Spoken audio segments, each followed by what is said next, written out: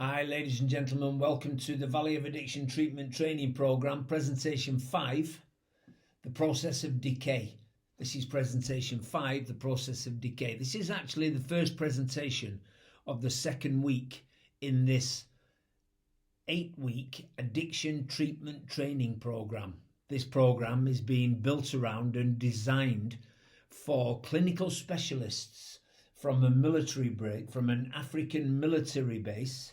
Okay, the mental health care team of an African military base have reached out and asked for guidance in how to address addictions and rehabilitation for soldiers coming from the war zones with post-traumatic stress disorders. These guys are coming back with having witnessed extreme atrocities in many cases. They come back to their home base and they're suffering from post-traumatic stress-related substance abuse and chemical dependency. And the request has gone out from clinical psychologists that we maybe accommodate and further educate their mental health care team, including psychiatrists, psychiatric nurses, clinical psychologists, the business. These guys from the top of their academic pile have the humility to say, we really need help in this particular area, addiction and rehabilitation. They've asked for teachings on addiction and rehabilitation. I understand the question that needs to be answered is, how do we get out of the process of decay into a process of recovery without having to travel around the world to a private sector addictions treatment clinic? So this is now presentation 5, and I mentioned the word process. All right, I mentioned the word process, and my presentations are going to be in a process. Let me just share with you week 1, presentation 1 of week 1. We looked at the size of the problem. The problem being chemical dependence, substance abuse and chemical dependency. The size of the problem being Babylonian emperors, Babylonian politicians, legal minds from the Babylonian Empire, the rulers of the Roman Empire, Inca Indians, Buddhists, Muhammad, all these religious figures, these legal figures, these academics, since 2,000 years before Christ and beyond, have been waging the war against substance abuse and chemical dependencies in their ranks, in their countries and in their religions, banning it, warning against it. The entirety of the United States of America went under prohibition that completely failed in their war against substance abuse and chemical dependency. Japan was left with an amphetamine addiction problem following the Second World War because they had fed their troops stimulants to keep them alive to fight the cause. And the problem then became chemical dependency. The British military left its country, and I speak as an ex-British military man.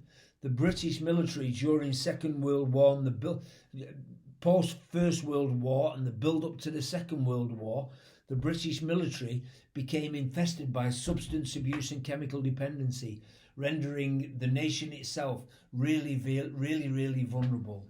Russia brought in prohibition within its military because this problem was absolutely shaking the foundations of the nation. China did exactly the same.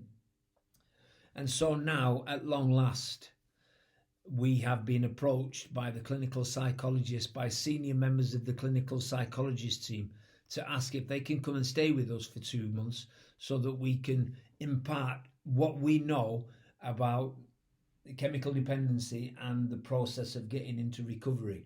I personally speak as an ex-war veteran who suffered from post-traumatic stress. I don't know if it was a syndrome or it was a post-traumatic disorder. I'm not even sure what the difference is. But I came back from the military. When I left the military, I was governed, controlled by post-traumatic stress. I was ready and itching for a fight in an instant. I could go from silent to violent in a flash. I was unpredictable. I was undependable. Oh, I was suffering from post-traumatic stress and I had nobody to talk to. Okay, I was fortunate enough to end up in prison 6 times over a period of, I did 6.5 years in prison, and in the end prison became my savior. All right, and so that gives an idea what I've been trying to communicate in lecture 1 week 1, presentation 1 week 1, the size of the problem, the size of the problem.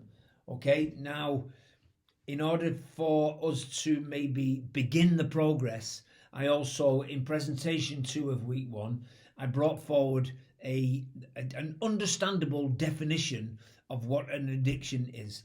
Addiction has been labelled and categorised and renamed and changed by all of the medical and psychiatric professionals, and we're not making any progress.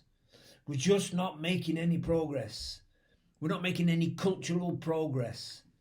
Okay, so I kind of suggested an understandable definition. Addiction is a relationship with the influences of a substance where I receive spiritual, psychological, emotional, relational kind of harmony. It's a virtual spirituality and a virtual. My thinking was surreal.